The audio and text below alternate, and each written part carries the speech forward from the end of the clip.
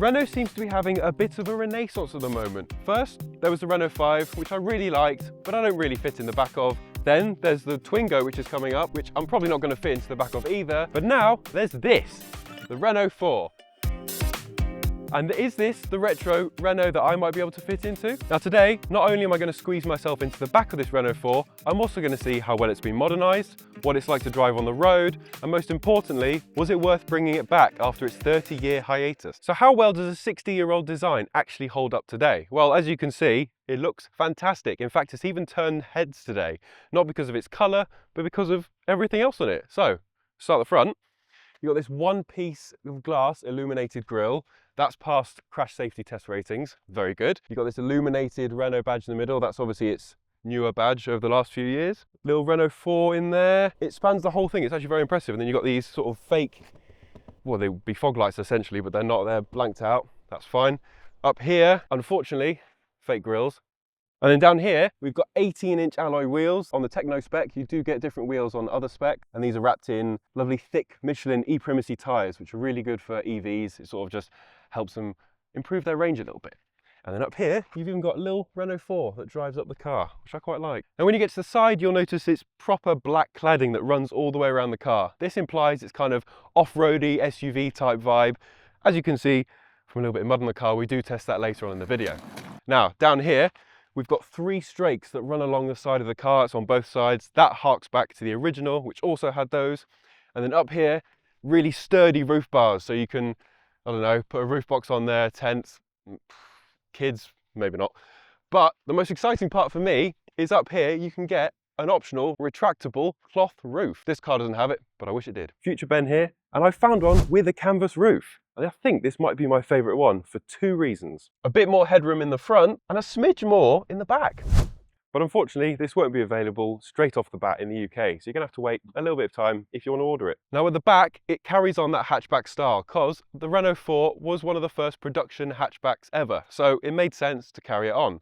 And it also gets these 3-part rear lights, again, harking back to the original, as well as this spoiler up here. But something tells me modernising a retro car like the Renault 4 wasn't cheap. This isn't the only 60s inspired retro styled crossover. The Renault 4 goes toe to toe with the Fiat 600e, which costs a couple of grand more at the base price and comes with significantly less boot space. However, the Renault 4 comes in at a few grand more than the base Renault 5, which it shares a lot of its components with. So, what do you get for this extra money? The Renault 4 even gets a powered tailgate, something the Renault 5 doesn't get, plus a nice low loading lip, so you can easily slide things in, or if you've got a dog, it can easily hop in, as dogs do.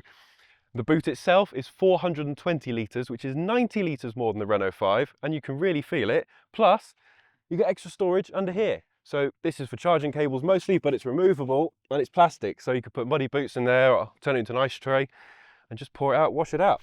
Easy. And it's got 60/40 rear split seats. That's pretty normal. Most cars have that.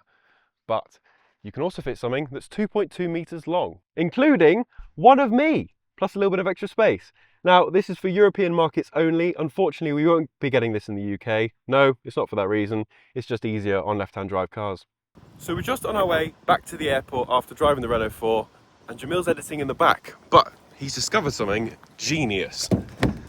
So obviously, I've been driving, and Jamil can happily sit in the back and edit a guy. USB here, seats down, feet up, laptop out, armrest. Oh, mate, this is better than a Toyota Century. God, I can't wait for this drive. So I can easily fit in laying down, but the real test is, can I just fit in the back seats? Because that was the real downfall with the Renault 5. Oh, first of all, the doors don't open very wide, but maybe it'll redeem itself. Let's see how I get on. Ugh. Not again. Despite this car being taller, it's clearly all on the outside because headroom is pretty much the same inside. Knee room isn't very great. The seat could move forward a bit, but it wouldn't be comfortable for the person up there. And then, yeah, because the floor is so high up and the seats don't sort of sit a bit funny, I haven't got much space for my feet. So while I'm stuck back here, I may as well tell you about the rear seat. The seats themselves are actually really nice. They're like the ones in the front. So you get this lovely sort of soft material. No central armrest, unfortunately, which is a little bit of a shame. But you do get this kind of fun quilting on the top, which is a bit like a fancy chocolate bar. No heater or fans anywhere down here, so you're going to have to rely on the ones in the front. But you do get 2 USB-C ports. Now, hopefully getting out is a bit easier than with the Renault 5. So this bit's kind of cut out a bit more, so I can swivel out. It's a bit of a shame, but it is manageable. But let's see what it's like in the front. So the Renault 4 hasn't quite fixed everything I didn't like about the 5, but does it keep everything that I did like? Good news, it's basically the same as the Renault 5. So in the middle here, you've got this central screen that runs Google software. It's got wireless Apple CarPlay, wireless Android Auto. It's really crisp. It's probably the most expensive feeling part of this car. But I did forget that the volume controls are on the top. Now overall, the quality is really nice in here. You've got these soft plush materials, especially over here as well, same as the Renault 5, except plus you get a little French flag, which is always nice. You've got these controls here, so you control the aircon. You don't have to fiddle with the screen.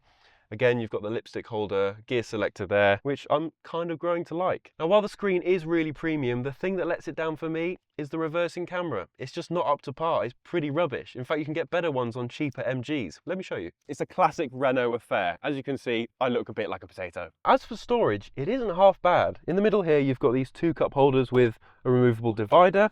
You've got an armrest here that's got a little bit of storage. Unfortunately, it doesn't raise or slide, but you know, it's quite a cheap car. Down here, you've got a place to slide your phone in there. It also wirelessly charges, which is always handy. You've got the dipping sauce holder container area thing. I don't actually know what this is for because I can't find anything that fits in there. Let us know in the comments what you'd actually put in there.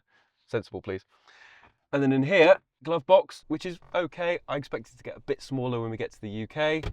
And then door bins are a bit rubbish, I'm not going to lie. But what I really want to know is whether it retains the hot hatch feel of the Renault 5. Well, it's probably too early to say. I've only been in this car for 40 kilometers or so, but so far I'm liking it. You sit quite high up compared to a Renault 5. It's obviously the same platform, but you do definitely sit higher up, so you actually get quite a good view of the road ahead. The steering wheel feels really nice, feels comfortable. It's exactly the same stuff as the Renault 5, so if you've been in one of those or you've watched our Renault 5 review, yeah, it's all exactly the same. Now, as for the seats themselves, they're really comfortable. Again, exactly the same as in the Renault 5.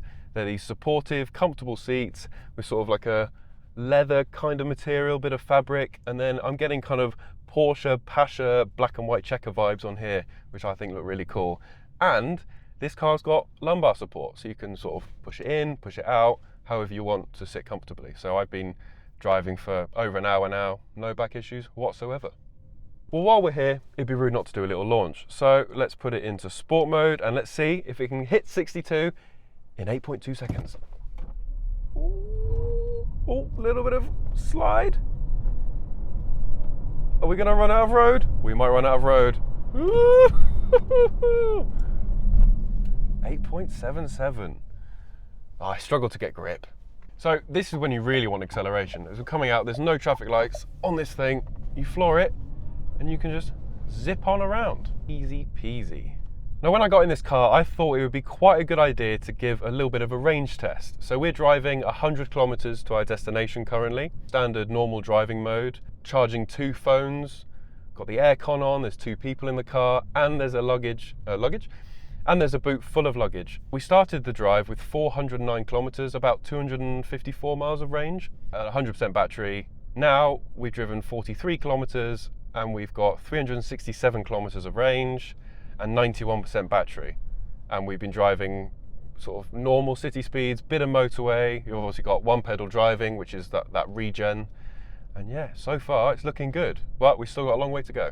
Now, the car's built-in Google software allows you to do something called route planning.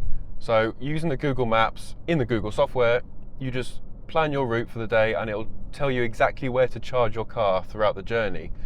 But not every car has that. Not every car's got this Google software. So you can just download something like this, the free Cinch Charge app, and you just put in where you're going and it tells you where all the chargers are on your route. And if you happen to buy an electric car from Cinch, you get a Cinch Charge card as well, which connects to this app, and it also, you connect it to your credit card, and it just means that you can tap and charge your car at pretty much any public charger, and it's so much easier because you haven't got to deal with faffing about and making any accounts.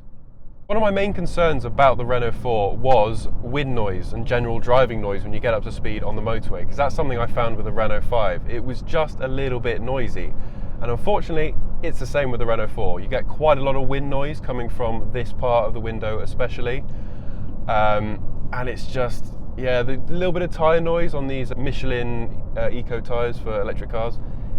But yeah, you get a little bit of motor whine as well actually. If I listen really carefully, I can just hear a little bit. I quite like that because it gives the car a little bit of character. It makes it feel like I'm driving something, not just a washing machine. But yeah, there is quite a lot of wind noise coming from over there. Now, being essentially a jacked up Renault 5, I've taken it to this gravel road. It's quite a rough gravel road, just to see how it handles it. And that extra ride height and soft suspension is actually making quite a big difference. This is quite rough. Trust me, there are some serious bumps in here. We're about to hit one now. And it's for the size of car, it's pretty good.